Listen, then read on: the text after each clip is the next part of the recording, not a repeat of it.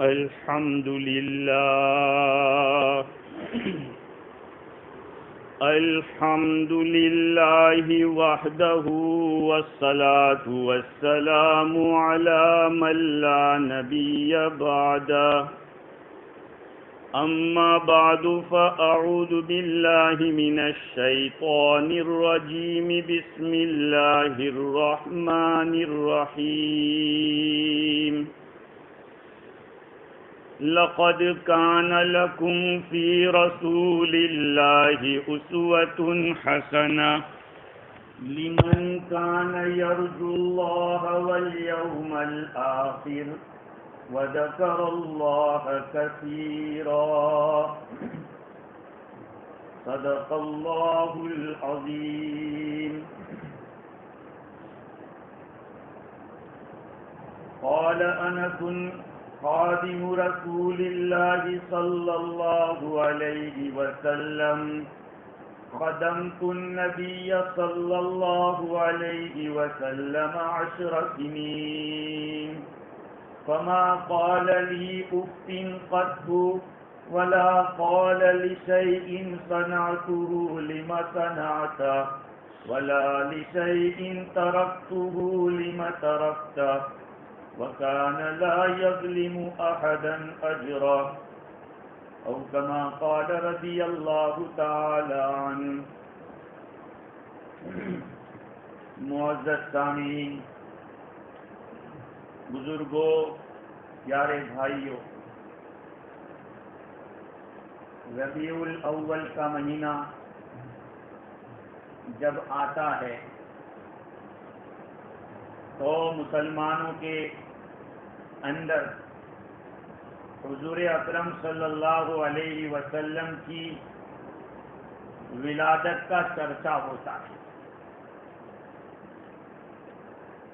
Media میں دیکھو تو اس میں بھی وہی چیز چھائی رہتی ہے، اور خاص مسجدوں میں بھی دیکھو تو اس میں بھی وہی ایک خاص چرچا ہوتا ہے. اور کیوں نہ ہو، میرے اور آپ کے آقا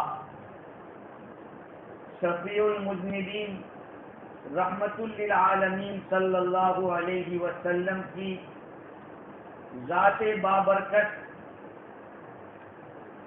جو اس کائنات کے وجود کا سبب ہے،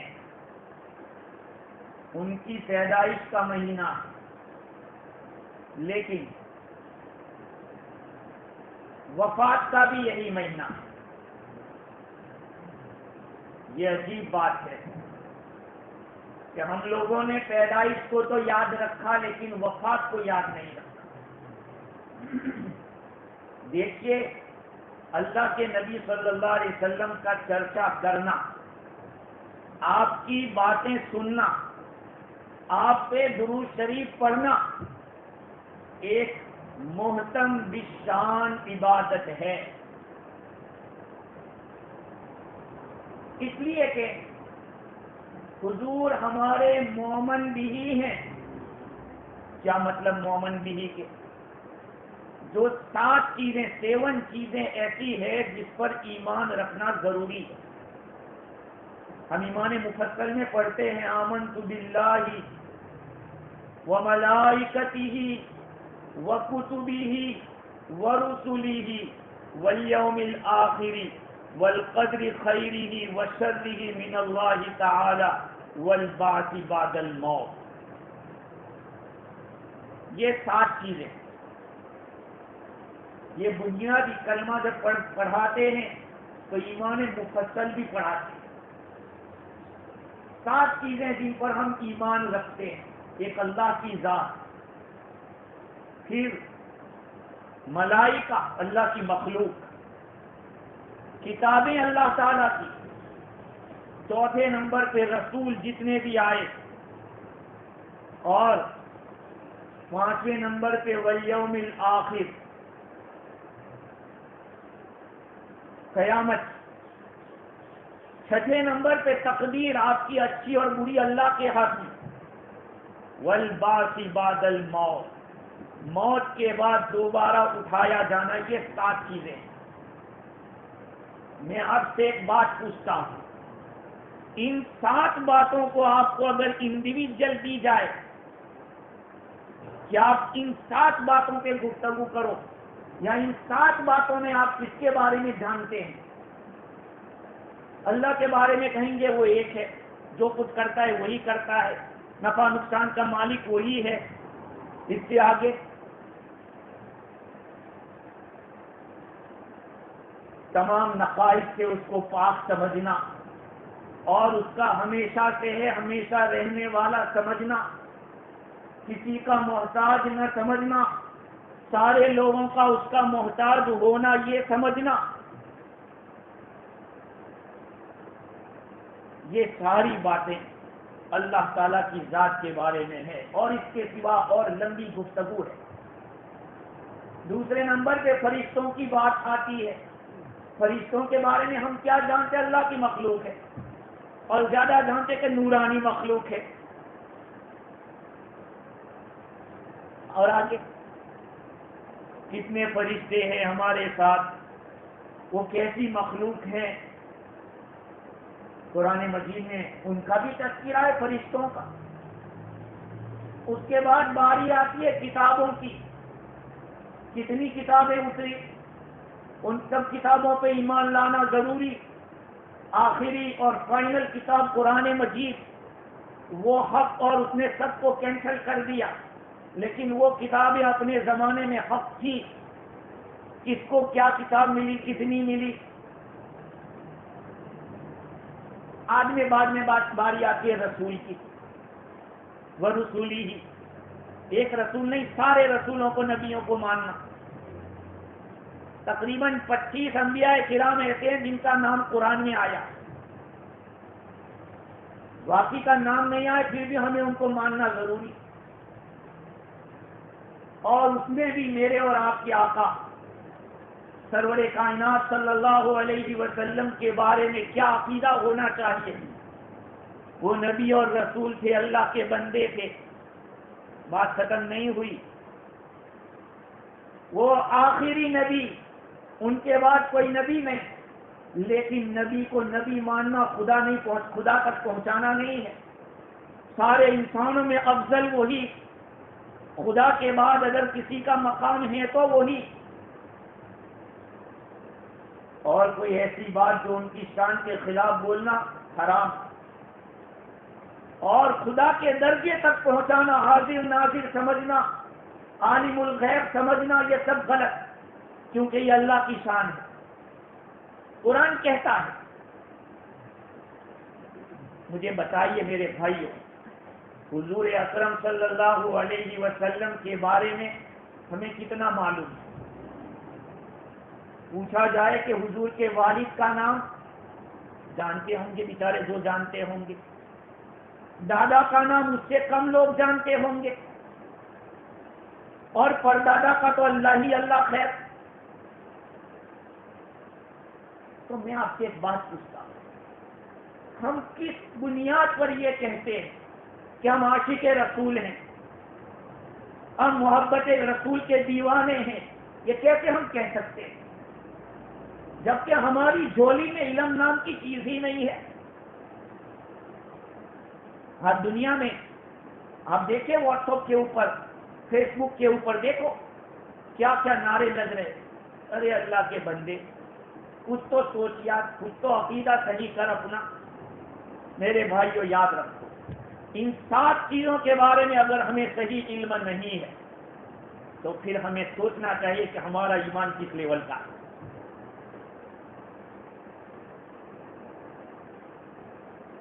میں نے جس آیت کو آپ حضرات کی خدمت میں پڑھا تھا، اس میں حضور اکرم صلی اللہ علیہ وسلم کو اللہ تعالیٰ نے نمونہ قرار دیا ہے۔ سیمپل کہتے ہیں، سیمپل۔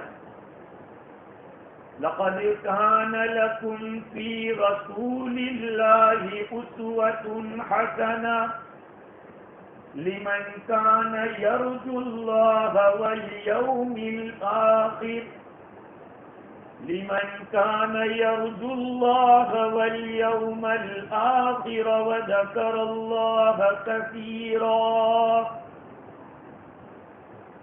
حضور اکرم صلی اللہ علیہ وسلم تمہارے لیے نمونہ ہے، اللہ کے رسول کے اندر تمہارے لیے نمونہ ہے. کس میں نمونہ؟ نماز پڑھنے میں، زکات دینے میں، روزہ رکھنے میں. مطلق رکھا ہے. حضور کی ذات میں ہمارے لیے نمونہ ہے، تو کس چیز میں نمونہ؟ حضور کے افعال میں، حضور کے اخلاق میں، حضور کی معاشرت میں، حضور کے معاملات میں، عقائد میں، ساری چیزوں میں حضور ہمارے لیے نمونہ ہیں. اور نمونے کا کیا مطلب ہوتا ہے؟ امام راغب اصفہانی رحمت اللہ علیہ کے حوالے سے تفسیر روح البیان کے اندر لکھا ہے کہ الاسوۃ کالقدوہ، اسوہ اور قدوہ ایک ہیں. حضور اسوہ تھے یا قدوہ تھے؟ قدوہ کس کو کہتے ہیں؟ الحالۃ التي يكون الانسان عليها في اتباع غیرہ. آدمی دوسرے کے طریقے کے اوپر ہو، اس کے اتباع کے اندر. انسان کی حالت دوسرے کے اتباع میں ہو، اس کو کہیں گے میں فلانے کو اپنا آئیڈیل سمجھتا.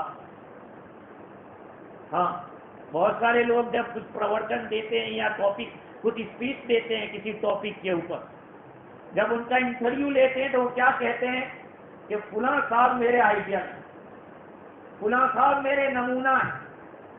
وہ تو وہ کہے اپنے، لیکن مجھے اور آپ کو تو ہمارے رب نے کیا فرمایا؟ تمہارے لیے نمونہ اللہ کے رسول کی ذات میں.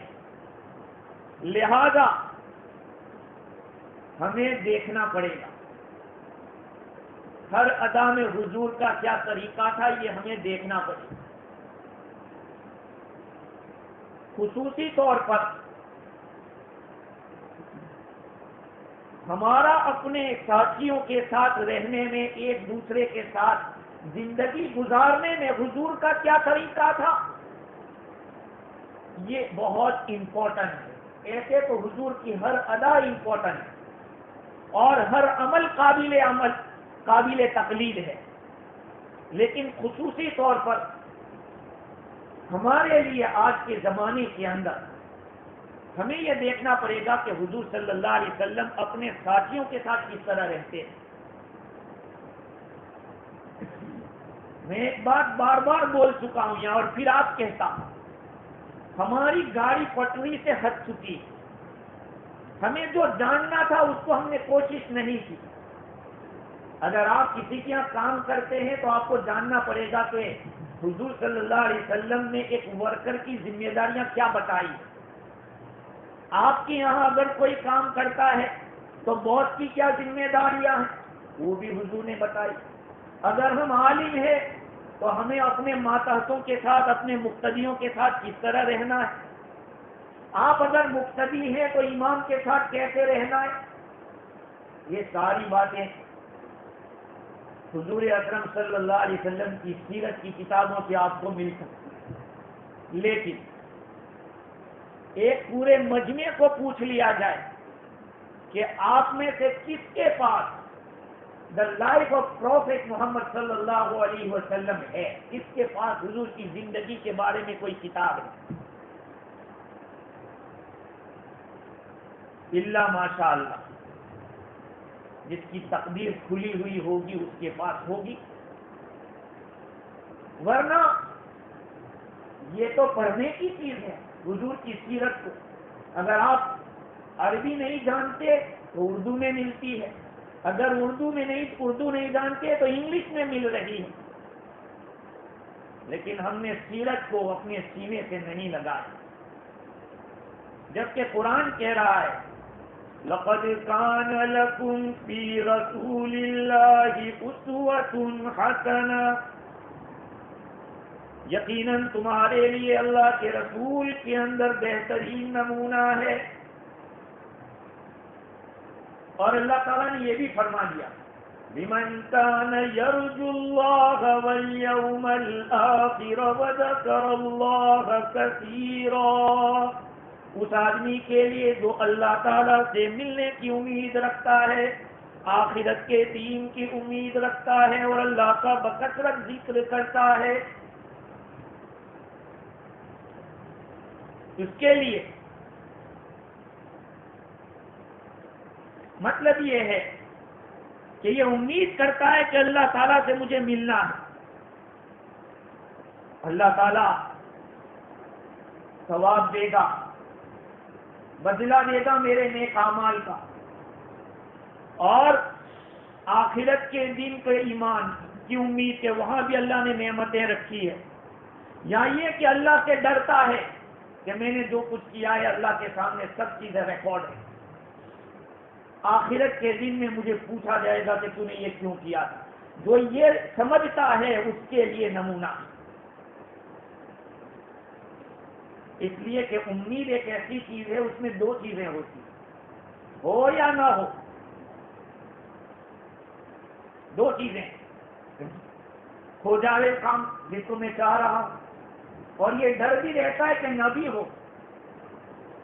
اسی لیے حکیم ترمذی رحمۃ اللہ علیہ فرماتے ہیں کہ حضور صلی اللہ علیہ وسلم کی ذات میں نمونہ ہونے کا مطلب یہ ہے کہ آپ کا اتباع کرو، آپ کی اقتدا کرو، اور قول میں اور فعل میں اللہ کے رسول کی مخالفت سے بچو، مخالفت سے بچو۔ بار بار کہا گیا، حضور کی سنتیں بتلائی گئی، لباس کے اندر شریعت کیا کہتی ہے اس کے مطابق لباس پہننے کی کوشش کرو، لوگوں سے ملنے جلنے میں طریقہ کس طرح کا رہے گا، ہمارا کیسا ہونا چاہیے۔ حضرت انس رضی اللہ تعالی عنہ جب نبی اکرم صلی اللہ علیہ وسلم مدینہ المنورہ میں تشریف لائے ہیں، اس وقت تو حضور کی عمر مبارک 53 سال کی تھی، لیکن حضرت انس رضی اللہ تعالیٰ عنہ ایک بچے تھے، ان کی ماں حضور کے پاس لے کر گئی اور عرض کیا کہ یہ آپ کا چھوٹا خادم ہے حضور، اس کو رکھیے آپ اور اس کے لیے دعا کیجیے۔ اللہ کے رسول صلی اللہ علیہ وسلم نے ان کے لیے دعا کی، اللہم بارک فی مالہ وولدہ واطل عمرہ واغفر ذنبہ، اے اللہ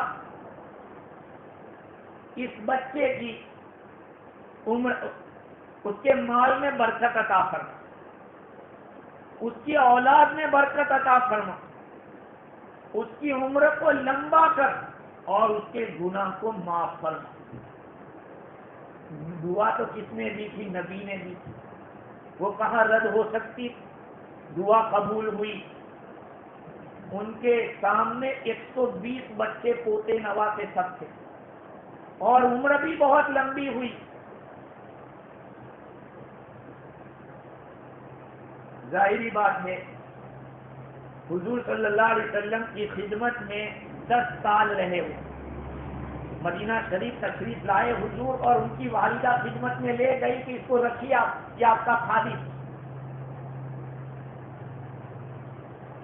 ایک بات یہاں یہ معلوم ہوتی ہے کہ اس زمانے کے لوگوں کو اپنی اولاد کی پیٹ کی تربیت کے مقابلے میں دینی اور اخلاقی تربیت کی زیادہ فکر تھی، اسی لیے تو اپنے بیٹے کو حضور کے دربار میں پیش کر دیا، ایک خادم رکھیا۔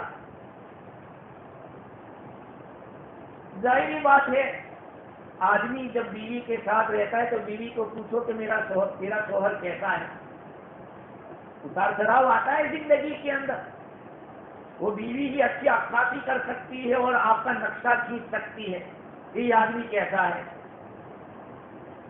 تو یہ خادم رسول ہے، حضرت انس رضی اللہ تعالیٰ عنہ حضور صلی اللہ علیہ وسلم کے بارے میں وہ بتاتے ہیں کہ میں حضور کی خدمت میں 10 سال رہا،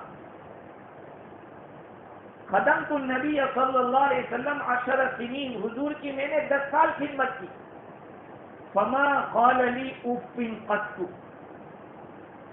حضور نے کبھی اف نہیں کہا، ایسا کیا، ایسا نہیں، کبھی حضور نے ایسا نہیں فرمایا،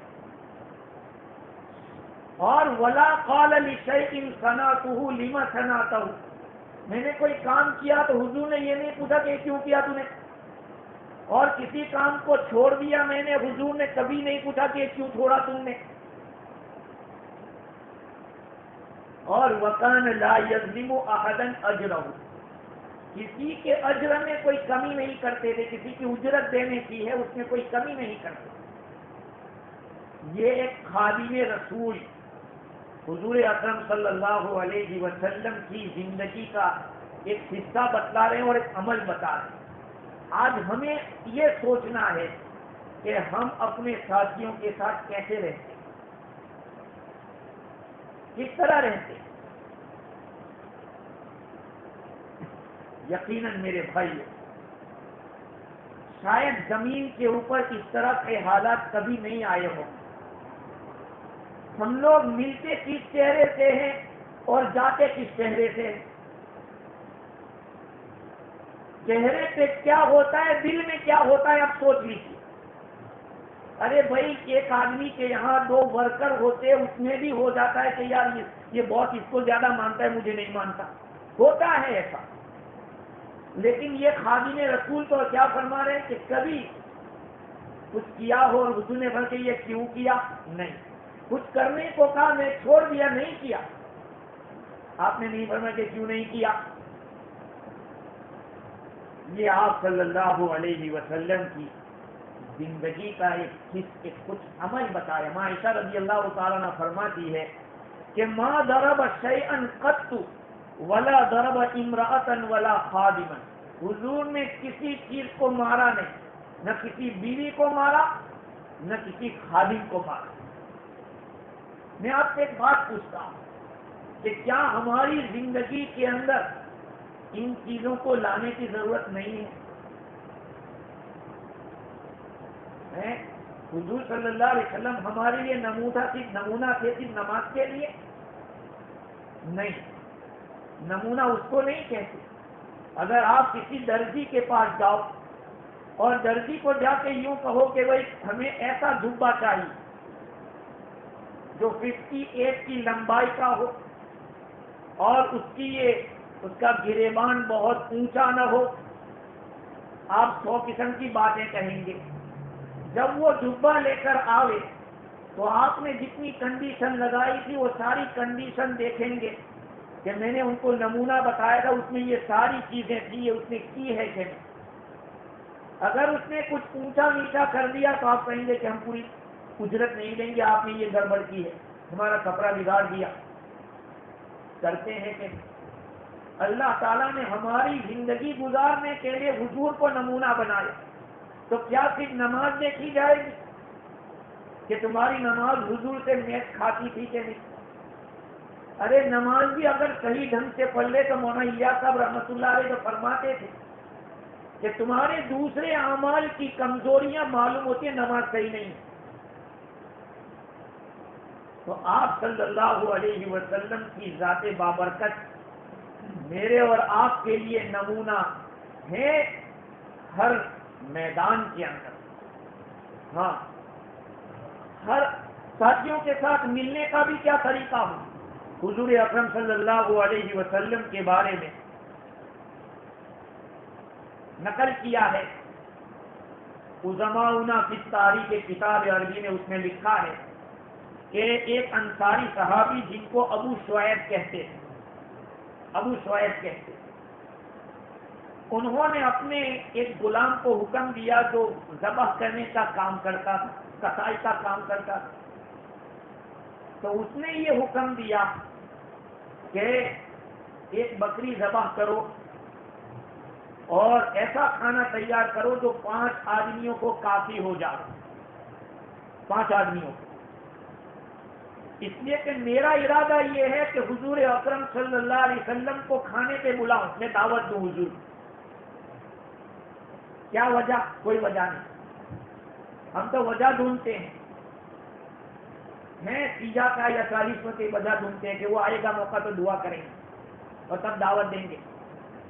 تلاش کرتے موقع ہم لوگ، وہاں موقع نہیں تلاش کرتے تھے، وہ تو دل دیکھتے تھے، دل لینا چاہتے تھے کہ اس کا دل میں جیت کیسے لوں۔ تو یہ صحابی فرماتے ہیں کہ میرا دل چاہتے کہ حضور کو دعوت دوں، اس لیے کہ اچھا حضور 5 آدمیوں میں 5ویں ہوں گے، یہ سمجھ کے پکانا۔ میں نے آپ صلی اللہ علیہ وسلم کے چہرے کے اندر بھوک کے آثار دیکھے، حضور بھوکے ہیں۔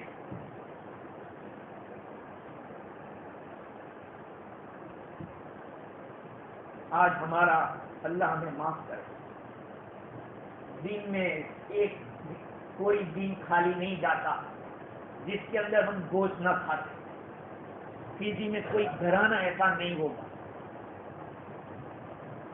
اور وہاں مسلم شریف میں ابھی پڑھا رہا تھا، اس میں ایک حدیث آئی تھی کہ کتنے مہینے ایسے ہو جاتے تھے کہ چولہا نہیں بنتا تھا، کھجور پانی سے گزارا ہو جاتا۔ تو کیا وہ نمونہ نہیں ہمیں نظر آتا؟ کبھی اس نمونے پہ غور کیا؟ چلو ٹھیک ہے آپ نہ کریں، وہ نمونہ اختیار نہ کریں، لیکن اور بھی بہت سارے فرائض ہمارے چھوٹ رہے ہیں، واجبات چھوٹ رہے ہیں، اس کا کیا؟ خیر تو وہ صحابی تو حکم دے دیا، کھانا پکایا گیا، آپ صلی اللہ علیہ وسلم کو دعوت دی۔ حضور صلی اللہ علیہ وسلم کے ساتھ ایک آدمی اور آئے، صاحب دعوت کو بلایا کہ آئیے۔ بات یہ ہے کہ یہ ساتھی میرے ساتھ آیا ہے، میرے پیچھے آیا ہے، اگر آپ چاہو تو ان کو اجازت دو، وہ کھانے کی اگر آپ چاہو تو ان کو اجازت دو کہ وہ آ جاؤ، اور اگر آپ چاہو تو وہ واپس چلا جاؤ۔ صحابی نے عرض کیا لا بل عظیم طلب، حضور میں نے اجازت دے دی، وہ آ سکتا ہے، کھا سکتا ہے۔ اس کو آپ کیا کہیں گے؟ صحابہ کرام آپس میں کیسی محبت تھی کہ حضور کا چہرہ دیکھ کر ان کو اندازہ ہو جاتا ہے کہ میرا نبی بھوکا ہے، میرے نبی کے چہرے کے اوپر بھوک کے آثار ہیں۔ وہیں پر حضور اکرم صلی اللہ علیہ وسلم بھی معاملات کی صفائی کیسی کہ جتنوں کو دعوت دی ہے وہی، اور کوئی زائد آ گیا کہا کے پوچھ لو۔ میں نے اس بات کو بہت سی جگہ پہ دیکھا، بہت سارے مقررین اور واعظین، یہاں تو وہ سلسلہ نہیں ہے، لیکن دنیا میں دیکھا جا رہے واعظ صاحب اس کے ساتھ 10 کا تولا جا رہا ہے۔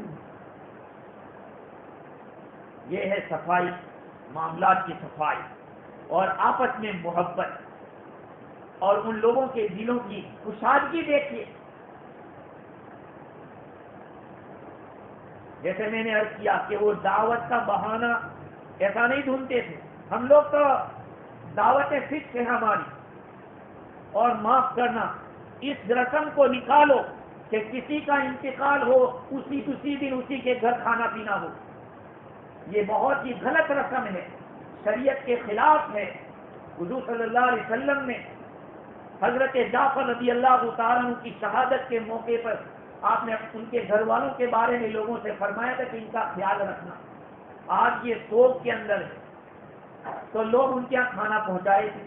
اس سے علماء فرماتے ہیں کہ جس کسی کے یہاں انتقال ہو اس کے رشتے دار 3 ٹائم تک یا 3 دن تک کھانا پہنچائے۔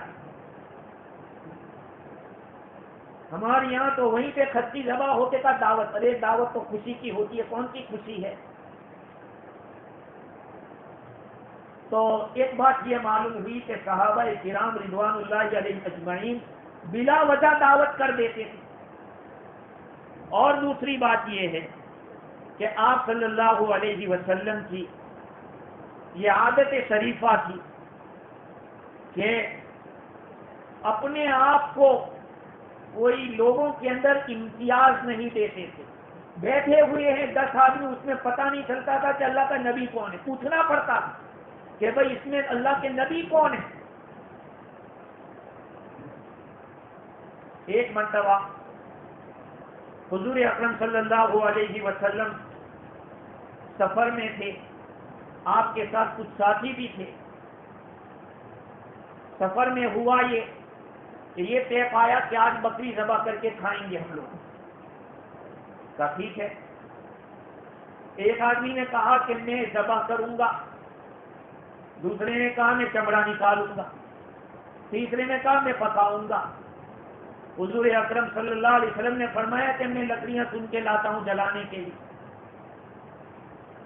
صحابہ کرام نے عرض کیا یا رسول اللہ نحن نکفیک العمل، حضور آپ کے کام کے لیے تو ہم کافی ہیں، آپ کو کچھ کرنے کی ضرورت نہیں ہے، ہم ایندھن لکڑی سب جمع کریں گے اور پھر پکا لیں گے۔ اللہ کے نبی صلی اللہ علیہ وسلم نے ارشاد فرمایا کہ علمت انکم تکفوننی ولکنی اکرہ ان اتمیز علیکم، ہاں مجھے معلوم ہے کہ آپ لوگ میرے اس کام کے اندر کافی ہو جائیں گے، لیکن مجھے یہ چیز پسند نہیں ہے کہ میں اپنے آپ کو کوئی امتیازی شان دوں، اپنے آپ کو کچھ الگ لوگوں سے شمار کروں۔ اور آگے یہ فرمایا حضور نے کہ اللہ تعالیٰ بھی پسند نہیں کرتا کہ کوئی بندہ اپنے آپ کو لوگوں سے الگ رکھے، اپنی کوئی امتیازی شان ہو۔ ارے میرے بھائیوں، صحابہ کرام جب خندق کھود رہے تھے تو حضور بھی کھودنے میں شریک۔ ہم لوگ اپنے دل کو تھوڑا کشادہ کریں، صحابہ کرام کے دل اتنے کشادہ تھے، ارے مسجد کی صفائی ہو رہی ہو تو کسی کو کیا پتا چلے کہ کون آدمی ہے۔ آج دنیا کے اندر ایک عام ماحول بن گیا کہ ہر آدمی اپنی امتیازی شان چاہتا ہے کہ میں سب سے الگ رہوں۔ اللہ کے نبی صلی اللہ علیہ وسلم کو یہ چیز پسند نہیں تھی، اس لیے حضور نے فرمایا کہ میں ایندھن جمع کروں گا، لکڑی لاؤں گا اور پھر ہم سب مل کے کریں گے۔ مل کے کام کرنے میں برکت بھی ہوتی ہے۔